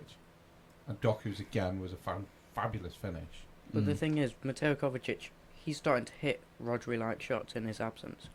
But he's not good enough as a whole to fill in for him. He's definitely not the player. That's where that the Rodri problem is. comes. You know, That's where the problem I think comes. they'll be looking at players like Rico Lewis to step up, but, you know, he's not Rodri. Yeah, the first team's immaculate, but the replacements he's just not, aren't but- all that. yeah, but Or is it your times for your John Stones? Exactly, don't. but It's Where time is for your it? John Where are they? Stones to step forward into I that think role. he could do a great job of it, you know.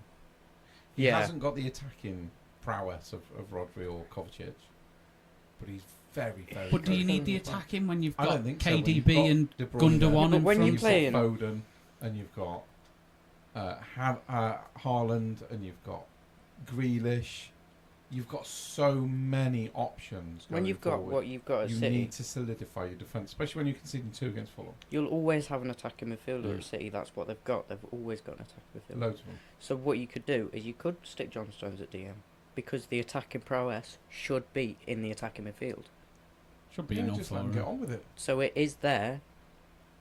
It's just not in one player. Like John Stones for me could be a perfect Gilberto Silva that we had years ago. Yeah.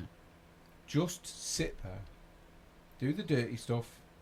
As soon as Gilberto Silva got the ball, passed it to somebody else. You're a defending midfielder. Straight Yeah. away, The you give it to defending. Vieira, or you give it to Petit, or you give it to Ray Parlour, or you give it to Youngberg or Perez. he just stopped play and then passed it on. That's what he's supposed to be doing. Or do you see him buying somebody in January? I see them buying somebody. Well, yeah, Least of course on they loan. see. Yeah, because they can. Because who doesn't want to play for a team that's winning everything? Yeah. And they clearly don't care about what they're spending because they'll just buy it off in court. And It's true. they know they're not the same team without Rodri. Yeah. So it begs the question, are City a one-man team? I know that sounds ridiculous. I know you're looking at me like I've gone out. Yeah. It sounds ridiculous, and I get it. But Have you got a few when, one-mans? when Rodri is not there, yeah, but when Haaland's out, they still get goals. Yeah. When De Bruyne is out, they still make chances. But when Rodri's out, they struggle badly. Because his replacement is multiple So players. are they a one-man team? This is my question. I think he's the biggest cog in the wheel. Yeah. Because, okay, they've not failed yet. But the They're thing is, struggling. They couldn't break down 10-man Yeah. Arsenal. It took Yeah. them 60 minutes. Over 60 minutes to get a goal against Arsenal. 10 men. No Rodri. Because Rodri was injured. as it said, he's the biggest that- cog in the wheel. Again, a horrendous injury. And I think some City fans were blaming Gabriel for that online, for the challenge. I'm like, there wasn't a challenge. I His mean- knee just went. Like, if your ACL just goes, there's nothing you can do about it. Yeah. It's a horrendous injury to have. And honestly, I hope he comes back quicker than he Yeah. should. I'm Because guessing it's the coming horrible, weeks will determine what they're going to be. Well, what doing. are their next? We've already determined that they're playing you guys at some point soon. They've got Wolves next, easy win. They've then got a Champions League game. Then they're playing Southampton. I honestly can see you getting something out of that game if you play the way you did against Arsenal. I could see it. If you Yeah. defend the way you did against Arsenal, I can see you getting a point. Done it before. I think you're going to struggle to score 2 past them. But if you can break away again and get a goal, I can see that finishing 1-1. If you can keep that defensive up that you started against Arsenal, because you were superb defensively against us. Hopefully, he doesn't Um, tinker too much with the team, man. Then they've got Tottenham in the EFL Cup. I don't think either team are going to take that too seriously. No. I don't think Spurs will have the first team out, and I don't think City will have the first team out. Then they've got Bournemouth, then Brighton, Tottenham. So the Brighton and Tottenham games could be interesting for me, West City, Really? because they're away at Brighton, home for Tottenham. Because Rodri's out, they're not the same team. I can see Brighton hurting City Yeah. because they're good on the break. Tottenham again, decent team on the break. Crap at actually playing football. There you go, there it is. But they're all right on the break. Yeah. Liverpool, Forest, and Palace after that. So the City, Liverpool could be really interesting. City Liverpool's going to be massive Yeah. because they're 1 and 2 right now. So I mean that's Always- not till the 1st They of pretty December. much always have been, though. But if you look at it based off of the level that the club's at, they've always been 1 and 2 in the Um, Premier League for the last, 6 years? What were Liverpool? Mm. Oh, see, Liverpool only beat Palace 1-0. They haven't been convincing for me, Liverpool. They may have won 9 in 10 since Slot Machines got there, or whatever they want to call him. Mm. But do you remember what I put on Facebook the other day? Yeah, yeah. Yeah. What are Slot Machines known for? Taking all your money and giving you all in return. So you call him Slot Machine all you want, but that's not going to get you anywhere. No, it's gonna rob all accurate. your money. It's accurate. They've not been convincing. No. A So, lot of their wins have been 1-0. Wolves, I don't know what's happening with Wolves. They've just been absolutely abysmal yeah. this season so far. Well, I feel know it for that the Gary Wolves O'Neill, fans. he said that the Brentford game didn't show any character from his players and stuff like that. A bit like Southampton against Bournemouth, you know, where previous games So why they've is lost. that then? Why do players just all of a sudden show no character? What is this? I No don't get idea. that. Because, like, not only are you playing... Is it just everything just doesn't go right? Not only are you playing for a living, Yeah. you play out with your friends and get paid for it. Let's face it, that's what footballers do. You get paid to play out. Right, because that's what we did as kids. I'm playing out, Mum. You go and get a football, you go kick it with I all think your friends. when you're towards the bottom end They of the get paid to table, play you out. need all 11 players on top of a game. You can't Much afford a rider. How are you not on top of your game when you're earning that much money? Who knows? Because if my boss comes to me, my wage isn't horrible, but if my boss comes to me and said, I want you to stop complaining about the runs we give you. I want you to start filling the truck up out before you get back. I want you to do this, I want you to do that, I want you to do the other. We're going to pay you $5,000 a week. I would be the best goddamn truck driver that company has ever seen. If they were going to give me $5,000 a week, I would do whatever they wanted, whenever they wanted. Mm. So how come these guys on $100,000 a week can't be asked Mindset. to play a game for a living? Mindset. They shouldn't be footballers. Do we have to pay In their to play? head. We want to play and we have to pay to play. We pay £5.50 every Friday, or £40 a month, or whatever it is that you do. Yeah. I'm smart. So I save money. we pay to go and play football with our mates, and these guys are on hundreds of thousands, like potentially millions of pounds a year. And it's like, oh, I was tired. Do you know what, mate? I average 3 hours sleep a fucking night, and I work 14 hours a day. Get less tired. How are you tired when you have 20 hours a day where you're not at work? Mm. That's something you're doing wrong.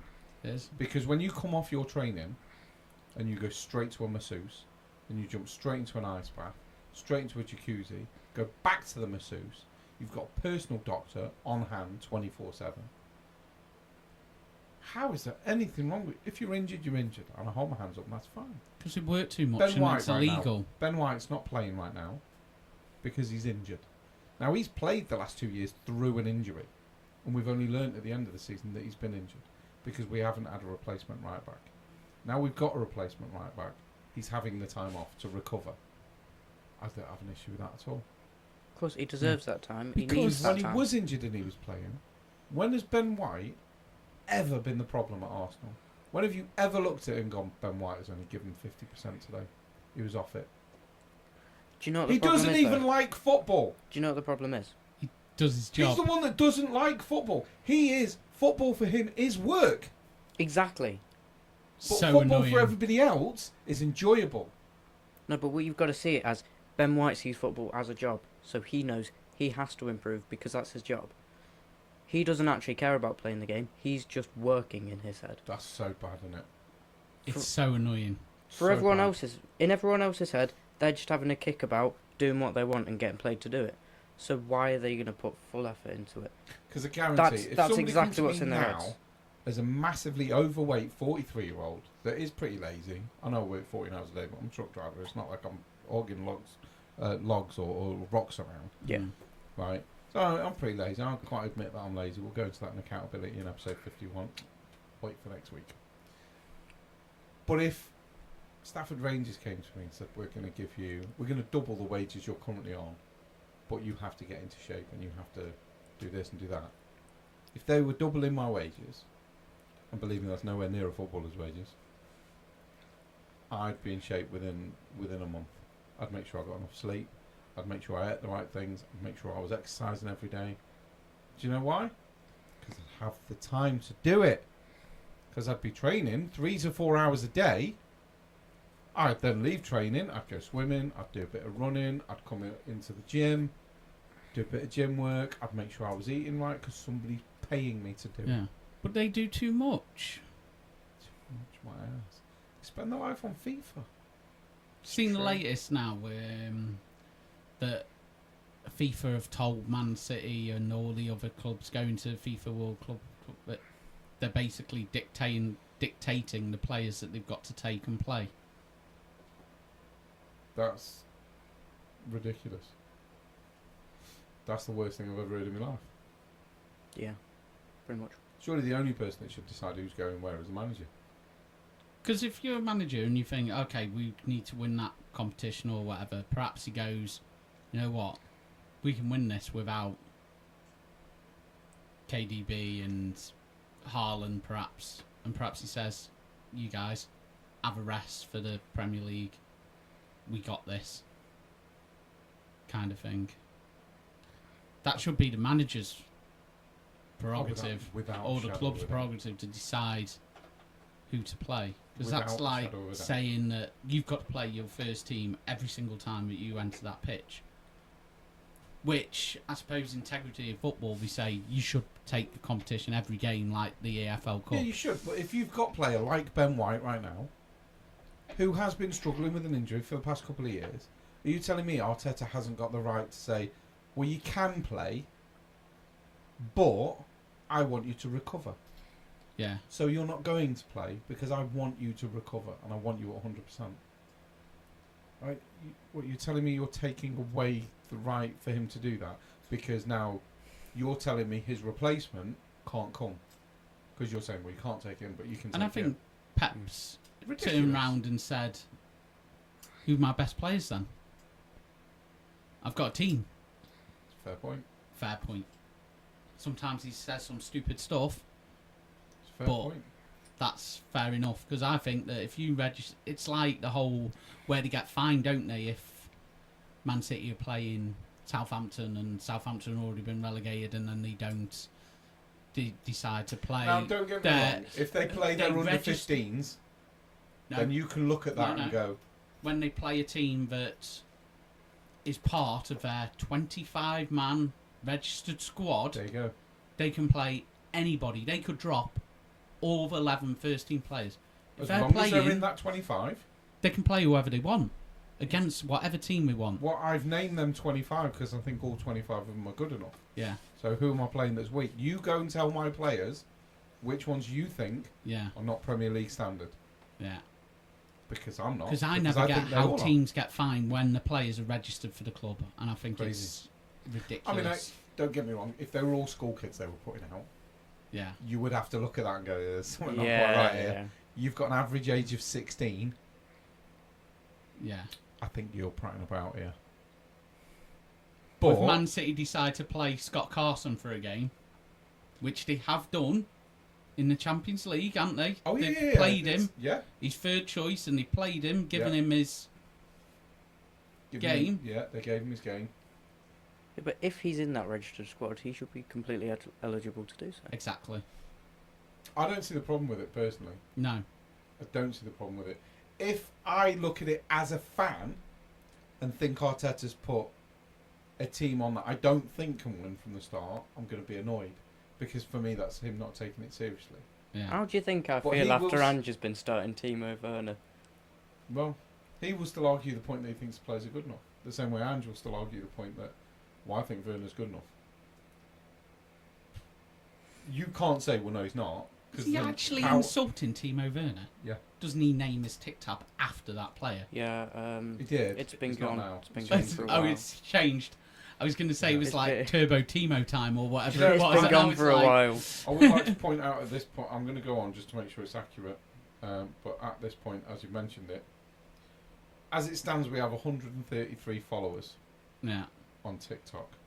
Okay. Do you want to tell us how many you've got? I've completely switched my phone off. I've been getting spammed. Right, okay. 1,013, I think. He's got over 1,000 followers on TikTok now, and there's us with 133. It's I'm beyond me, though. It should be beyond you. I'll put my arms up and admit, I don't know. I've done it. Pedro Porro Enthusiast 23 is what it's Is that called what now. it is now? That's what it's called now. It's not called Yeah. Turbo Timo time or whatever it was. 1,012 you've got, actually. You give yourself an extra one. Someone's unfollowed you. Because you've been inactive for the last 20 minutes. Someone's unfollowed you. So, yeah, he's got 1,012 followers. And we've got 133. And honestly, I think we put more work into our TikTok Of course you have. Of course you have. than he puts into his. And he's got more followers than we have. You lot put much more work into. We Yeah, actually and sit I and do. work for a couple of hours every week. He just puts these Reposts other Yeah. people's mad stuff. bloody Right. short videos that he's got on of him Mm. playing football with his mates and stuff. Yeah, I put my arms up and say you should have more followers than me. I'm not one of those people that says I deserve every one of those followers. No, I don't. But I'm proud of him, lad, because he's doing Yeah. well. Yeah. Whatever he's doing well. Proud of you. doing well. And we're not, because we've got 133 followers. We get a lot of views get though. more if we wanted How is it? to. We get we're now averaging 600 to 700 views per video. Yeah. So how come is it there's guys out there that've got like 2,000-3,000 followers and they're getting 60 views a video? Money. That's Paying the thing for that's it. beyond me. It's insane, isn't it? Why are you paying for followers? It's not doing you any good. Yeah. We know where we're I've at. All you're noticed doing as is well- making yourself look like an egg. I went into that monetization thing on TikTok. I know we're digressing from football a little bit, but we will get back onto it shortly. I checked out the monetization thing on TikTok. We could also talk about this a bit in the And- next pod. I intentionally make my videos around about a minute or just under. Yeah. Because YouTube Shorts only allow shorts if they're less than a minute long. Yeah. So I tend to cut down the videos that I put on TikTok, so I can then just put the same video on Yeah. all TikTok, Facebook, YouTube, Instagram, and X. Right? Now I went into the monetization, and do you know what the rules are for the monetization? You have to have so many videos that have so many views that are over a minute long. Yeah, you have to. My cut-off, you have to go over on TikTok in order to get there. For TikTok, Yeah. you have to So I'm have screwing over it Yeah, on but 10k if you follower. ever decided that you wanted to go further, you'd just make longer videos, wouldn't you? I think what I might do is put the original video out on TikTok now. I'm always eligible for hire. To edit. It takes you ages to edit a video, though. I'm past that. I might do that then. I Yeah. might send him some of our 1 to 3 minute videos and see if he can sort it out for TikTok. You might have to let me into the Sundaypundits show account then. Because Think I'm we not can do gonna, that. I'm not gonna post them on my own account. So we'll look at putting some slightly longer ones on, because Yeah. I have videos that are like a minute 20 Yeah. or minute 10, and I cut them down so I can put them on YouTube as Yeah. well. I might as well just post them on TikTok and then cut it down Yeah. on After. YouTube and then post it round. Yeah. So yeah, I might have to do that. So sorry if that was a little bit boring, but I'm just letting We'll you get that. into how our minds work and Yeah. the fact that we really still don't know what we're doing after 50 episodes. So, We still haven't got a clue what we're doing. quick one. So So, we're Leicester gonna got go an back to the important football now. football. So Leicester beat Bournemouth 1-0. So that's one of their important wins for them. Before that game, you told me Leicester are gonna get spanked by Bournemouth. His words. Genuinely, I thought they were. He'd look to be dead in the eyes. Genuinely, I thought Bournemouth were going to annihilate Leicester during that game. I agreed with him, I said so I I'm can not see gonna a argue. massive win coming in for Bournemouth. I agree with And I Oh, him. looked at yes, the end that's and I'm it. like, Leicester have just beaten 1-0. West Ham spanked Ipswich 4-1, and Everton got probably a good point for them against Newcastle 0-0. But Newcastle looked like they're struggling a bit, really. Can I I just mean, say, they get in a that good Everton result game, against City, and then Newcastle were the better team. in that Everton game, Gordon was the Pick- best player on the pitch. Jordan Pickford was quality for Everton. Pickford was outstanding, and Gordon's penalty, Was Was awful. shocking. yeah, it was shocking. I mean, don't It get was a good Pickford save, out. It don't was a get good me save, wrong. yeah. Because any time a keeper saves a penalty, it's a good save, in my opinion, Yeah. because it's a penalty.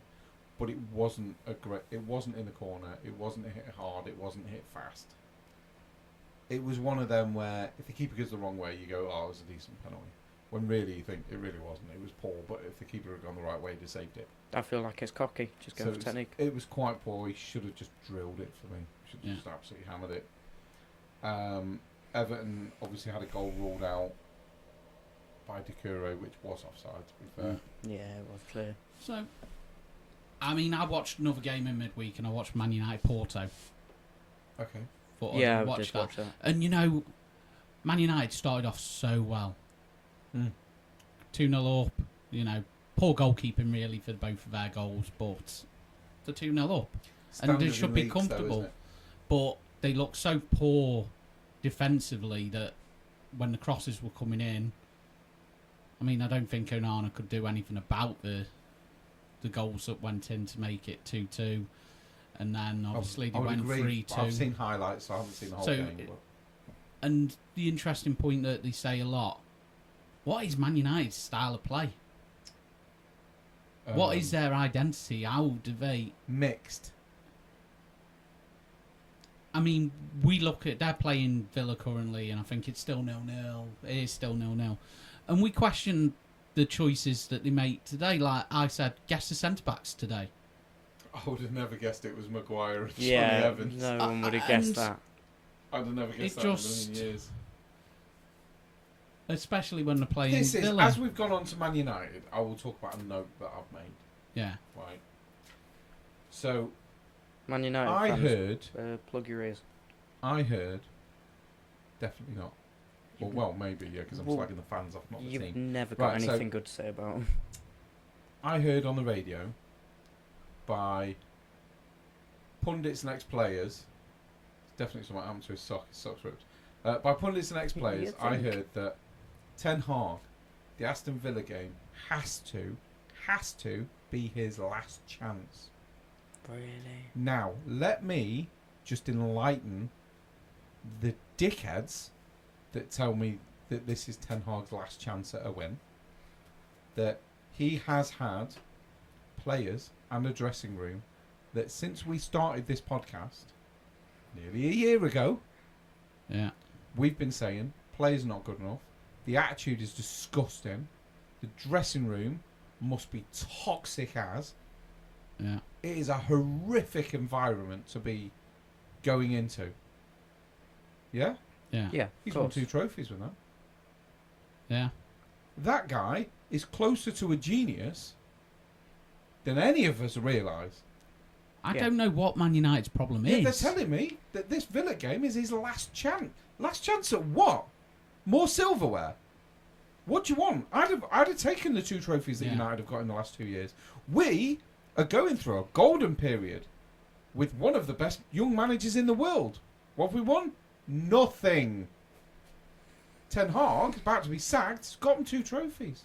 Man United fans, what do you want? How greedy are you? I don't know what more they 2 do trophies expect in off 2 of Ten years. I Hag. don't know what their problem is. What more do you expect? Southampton That is the fan, question. Jim Jam, Yeah. would you be really annoyed? He's just told us I'd be happy to get relegated and win the Carling Cup. The Carabao Cup. Yeah. Bloody hell, how old was that? Carling Cup. The Carabao Cup. You've just told me you'd win the Carabao Cup, get relegated, and you'd find that okay. Yeah. Why? Because we won something. What's the Carling Cup if you win it? Still You're the a Carabao Cup. Success. It's Europe. success. It is. Are you telling me winning a Carling Cup, a Carabao Cup, and an FA Cup is not success? That's what United are telling me. Because if he doesn't beat Aston Villa today and go into 9th, He's gone. then he needs sacking. He's gone. He needs to sack him. Are you mental? Look at what he's working with. It's like last Let's not 2 look- years, who's more successful, Man United or Arsenal? Stop looking at Man United as Alex Ferguson's Man United. They are not that anymore. It's gone. Broken. Forget it. Wenger's Destroyed. Arsenal has gone. It's a thing of the past. Kevin Keegan's Newcastle, gone. You're not that challenger anymore. Stop it. Well, they won nothing. I've seen. You are a shocking team with shocking players, a shocking drenched stadium, poor ownership, disgusting player attitudes, and you've won 2 trophies. Get over yourselves. What more Accept could you the expect? fact that Ten Hag is a fecking genius because he's won with that absolute shower that you've got in that dressing room. I don't think there's another person on the planet that would have won with I that. think the thing is with Man United, I don't think they're far away from clicking. They need to get rid of a couple of players more. This isn't even bringing players in. I don't even know what There's a couple players. that need to go. I think it's has to Rashford. go. Yeah, Rashford does. Not because I don't think he's good enough, but I think there's so much attention on him that the other players I don't think are clicking with him anymore. I don't quite Do you think like his Garnacho's attitude. getting too big for himself? I love Garnacho. I really like Garnacho. I like his attitude because I like what he puts into the games. I don't like Rashford's I've never seen attitude, though, Garnacho personally. give 50% on a pitch. Mm. Never. So we're happy with I've Garnacho. seen Rashford give 30%. I think Diallo looks all right. Diallo, I've never seen him give 50%. No. Always more. Always more. Mainoo's all right. Mainu always gives 100%. People I think say the new right Onana, back seems all right. I would take a Dallo. less skilled player that gives me 100% over Yeah. over Ronaldo that will score you Yeah. goals for fun, but as soon as he loses the ball, arms are up in the air and looks around and blaming everybody else. And I don't want that on my team. I don't think there's too much of that at Man United. I think Fernandes the right Onana's- leader?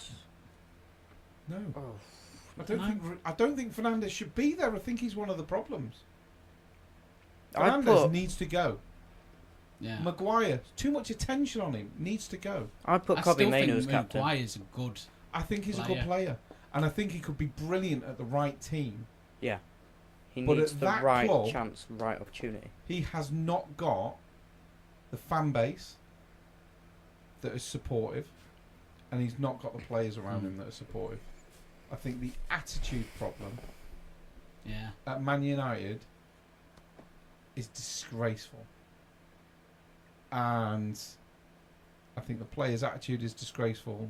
I think the way they're showing up for the fans is disgraceful. I think the ownership model, the way they're letting, it's dilapidated Old Trafford. They got a brand new They've got a meme out network. where they're sending this picture around saying, "Oh, I've got tickets for Old Trafford, do you want to come?" But it's in the deep end. I mean, come on. Yeah. One of the biggest clubs in the world. And I don't dispute that they're still one of the biggest clubs in the world. Not one of the best But they anymore, need nowhere to near. sort it out. But they're But one they of the should have biggest sorted clubs it. on the planet. They've gone out and sorted out directors of football, their technical experts, everything behind the scenes. Get your stadium They've been sorted. taking all the players from that. They took our director of football. They've took Newcastle's director of football. They're trying to sort out behind the scenes, but they're still getting the same results on the pitch. Yeah, sort your attitude problem, sort your dressing room, and sort your stadium. That's where you need to start. It's got to be done. Anyway, we've bitched on a little bit too long here. Jeez. So Okay. we're going to call it a day.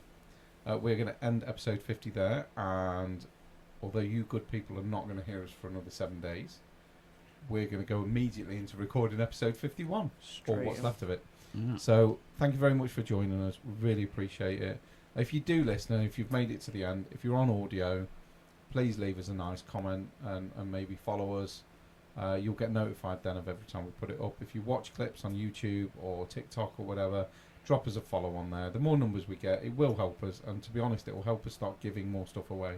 We're doing a fantasy league this year. Whoever wins the fantasy league or comes second to one of us knobheads, you're going to win a shirt of your choice next season. And it's going to be not one of this season's shirts. It's going to be your club's shirt, brand new for next season. So we are, we're not in this for trying to make money or trying to do anything. We are in this to have fun. And Yeah. for us, giving you people stuff for free is fun. That's what we're going to enjoy doing. And that's what we want to do more of. So the more followers we can get, the more the more comments we can get. Comments, it doesn't matter whether they're good or bad, to be honest, because it helps regardless. But certainly if you're on audio only, if you leave us a nice review, eventually if we start making money, we can start giving stuff away, and that would be lovely. We'd really enjoy it. So thank you very much for joining us, and we hope you come back next week, because episode 51 is going to be slightly different. So, look forward to that. Goodbye.